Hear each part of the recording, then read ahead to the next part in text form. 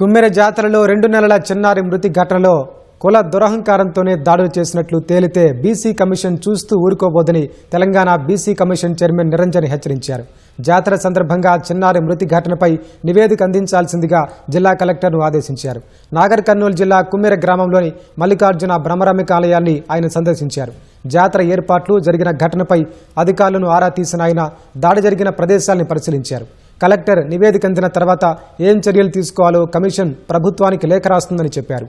పెద్ద జాతరలు జరిగినప్పుడు దేవాదాయ శాఖ చొరవ తీసుకుని ఏర్పాట్లు చేస్తే ఇలాంటి ఘటనలు జరిగేవి కావని అభిప్రాయపడ్డారు. జాతర నిర్వహణ విషయంలో పోలీసులు, రెవెన్యూ అధికారుల నిర్లక్ష్యం స్పష్టంగా కనిపిస్తోందని అన్నారు. బడుగు బలహీన వర్గాలకు సంబంధించినటువంటి వారిపై దాడి జరిగిందనేసి బీసీ కమిషన్ కూడా మాకు వచ్చి రిపోర్ట్ చేయటం జరిగింది. మేము ఆల్రెడీ నిన్ననే కలెక్టర్ గారికి, ఎండోమెంట్స్ కమిషనర్ గారికి దీనిపై విచారణ జరిపి 3 రోజుల్లో రిపోర్ట్ ఇవ్వాలనే మాట చెప్పడం జరిగింది. దీనిపై బీసీ కమిషన్ స్పష్టంగా ఒక మాట మాత్రం చెప్పదలుచుకుంది. బీద బలహీన వర్గాల ప్రజల మీద ఎవరైనా అహంకారంతో, అహంభావంతో ఏదైనా దాడులు చేస్తే కమిషన్ అనేది సహించదు.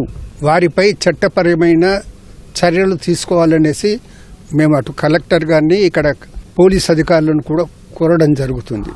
ఏదైనా వారు ఇవాళ రేపు రిపోర్ట్ పంపిస్తారు. ఆ రిపోర్ట్ పంపించిన తర్వాత ఫర్దర్ గవర్నమెంట్కు ఏ యాక్షన్ గురించి, ఏ చర్యలు తీసుకోవడం విషయంలో కమిషన్ అనేది ఒక లేఖ రాస్తుంది.